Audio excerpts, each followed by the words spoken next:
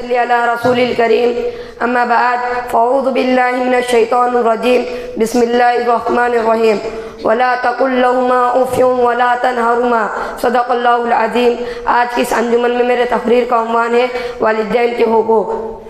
ماں باپ اپنی اولاد کے لیے دنیا کی عظیم ترین دولت ہے۔ جس طرح آنکھوں کی قیمت اندھے کو معلوم ہے، ہاتھوں کی قدر لولے کو پتہ ہے، اسی طرح پاؤں کی اہمیت لنگڑا جانتا ہے، اسی طرح والدین کی قدر و قیمت انہی کو معلوم جن کے والدین دنیا سے اس وقت چلے گئے جبکہ انہیں سہارے کی سخت ضرورت تھی۔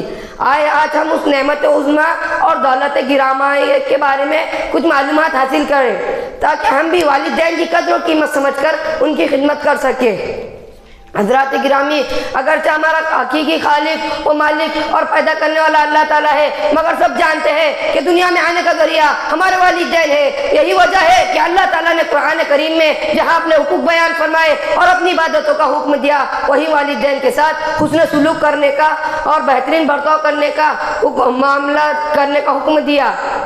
ارشاد ربانی ہے، تم اپنے ماں باپ کو نہ جھڑکو، ان سے اف تک نہ کہو، ان کے لیے محبت و فرما برداری کے بازو جھکائے رکھو۔ ایک حدیث میں نبی صلی اللہ علیہ وسلم نے فرمایا، وہ آدمی ذلیل و خوار ہے، پھر ذلیل و خوار ہو، پھر ذلیل و خوار ہو، یعنی ہلاک و برباد ہے۔ آپ سے پوچھا گیا کون یا رسول اللہ؟ آپ نے فرمایا وہ شخص جو ماں باپ یا ان دونوں میں سے کسی کو بڑھاپے کی حالت میں پائے اور ان کی خدمت کر کر خود کو جنت کا مستحق نہ بنا لے۔ ایک بخاری شریف میں ہے کہ ایک صحابی نے آپ صلی اللہ علیہ وسلم سے پوچھا، یا رسول اللہ میرے حسن و سلوک کا سب سے زیادہ مستحق کون ہے؟ آپ صلی اللہ علیہ وسلم نے فرمایا تمہاری ماں۔ اس نے پھر پوچھا کون؟ آپ صلی اللہ علیہ وسلم نے فرمایا تمہاری ماں۔ اس نے پھر پوچھا کون؟ آپ صلی اللہ علیہ وسلم نے فرمایا تمہاری ماں۔ اس نے پھر پوچھا کون؟ آپ صلی اللہ علیہ وسلم نے فرمایا تمہارا باپ۔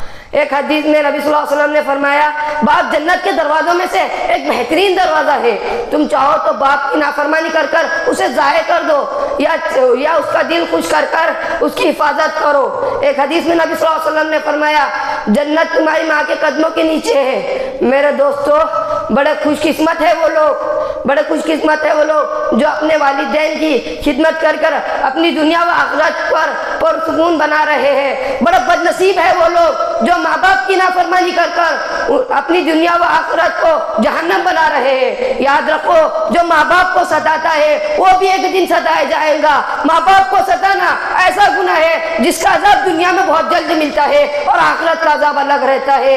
اللہ تعالیٰ سے دعا ہے کہ اللہ تعالیٰ ہم سب کی حفاظت فرمائے، ہم سب کو نیک عمل کرنے کی توفیق عطا فرمائے، آمین ثم آمین۔ اس شعر کے ساتھ میں اپنی تقریر ختم کرنا چاہتا ہوں۔ اے ضیا، ماں باپ کے سائے کی ناقدری نہ کر، دھوپ کاٹے گی بہت جب یہ شجر کٹ جائیں گے، وما علینا الا البلاغ۔